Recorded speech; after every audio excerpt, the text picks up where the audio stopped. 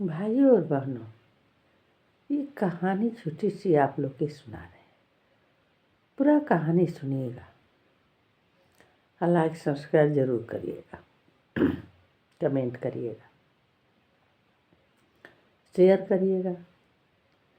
तो एक दिन के बाद था कि एक राजा अपना महल में सोए थे तो उस सपने में देखे कि एक साधु आया तैयार करके हमसे कह रहा है कि राजा हमको भिक्षा दो, हम बहुत भूखे रहते हैं।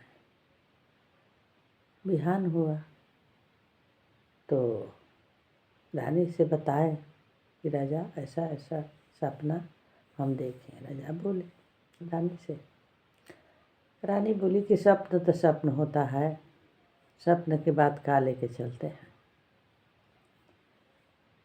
फिर एक दिन के बाद था कि राज दरबार में बैठे थे तो मंत्री दीवान से बात शेयर किए। मंत्री दीवान बोला कि अरे राजा साहब, स्वप्न तो स्वप्न होता है।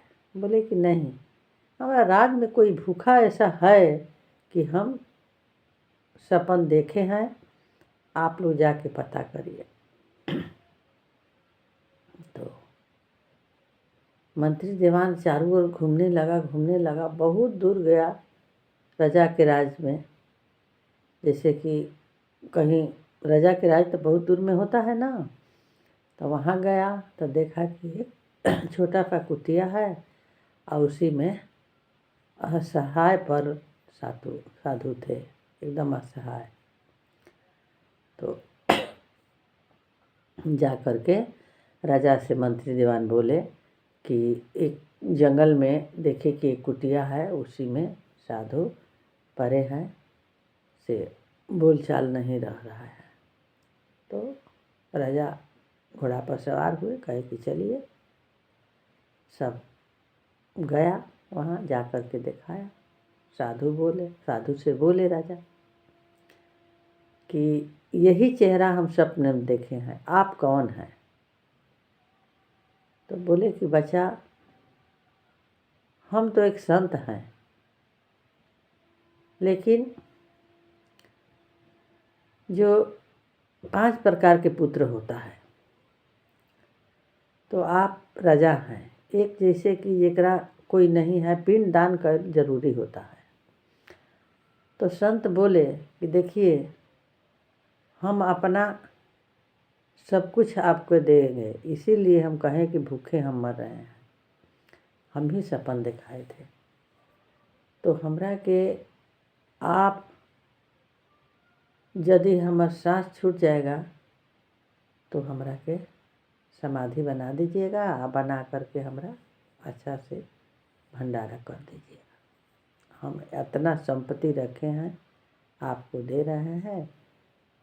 से यदि जिसका कोई नहीं रहता है ना, तो गाँव राजा रहते हैं, चाहे ब्राह्मण है, जो भी है, वो उद्धार हो जाता है काम करे से भंडारा। राजा बोले कि बहुत अच्छी, हम ये बात करेंगे। साधु के कुछ दिन के बाद में अब राजा देख रेख में वहाँ सिपाही लगा दिए। साधु के छूट गया, जब प्राण छूट गया तो वहाँ पूरा गड्ढा खुदवा करके उसमें डाल करके समाधि बना दिए।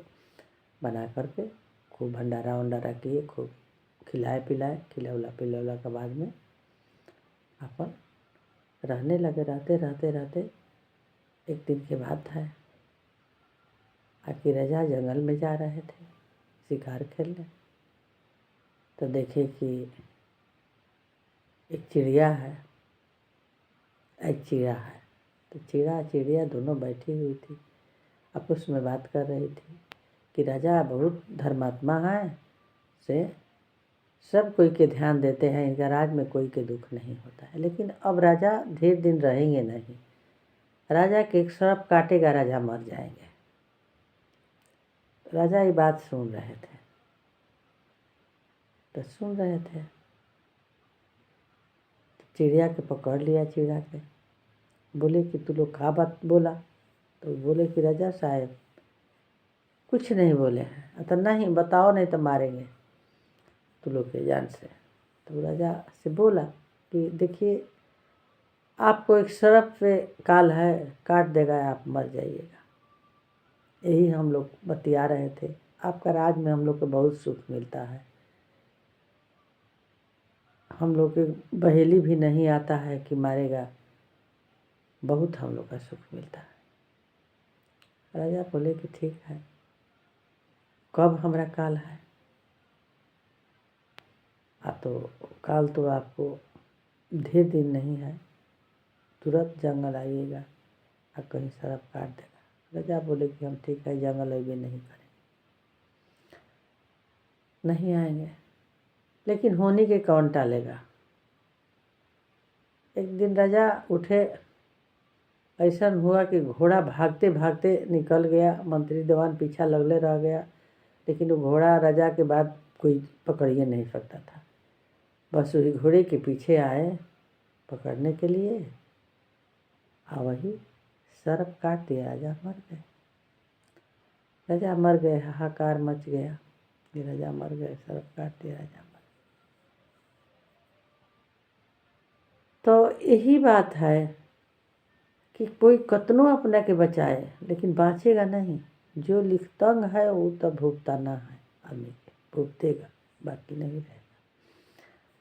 तो यही मेरा कहानी है कि आदमी कहता है कि हम ही करेंगे, वो करेंगे, नहीं, कुछ नहीं कर पाएगा।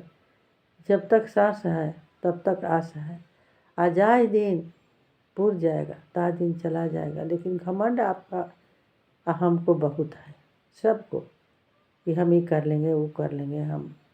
अरे शरीर का है, नश्वर शरीर है, कुछ नहीं इसमें है। जैसे काठ की कठपुतली है, उसमें सांस पड़ गया तो बोलने लगा, और नहीं है तो काठ है। उसी तरह ही मिट्टी के खिलौना है, बोल रहा है, बोल रहा है, एक दिन निकल जाएगा, सब चल जाएगा। भाई और बहनों, मेरा कहानी कैसा लगा? अच्छा लगा होगा तो लाइक सब्सक्राइब करिएगा, कमेंट करिएगा, शेयर करिएगा। फिर कल मिलेंगे इसी तरह कहानी लेकर के। तब तक के लिए आप लोग से विदा लेते हैं। जय श्री राम, जय लड्डू गोपाल, हर हर महादेव।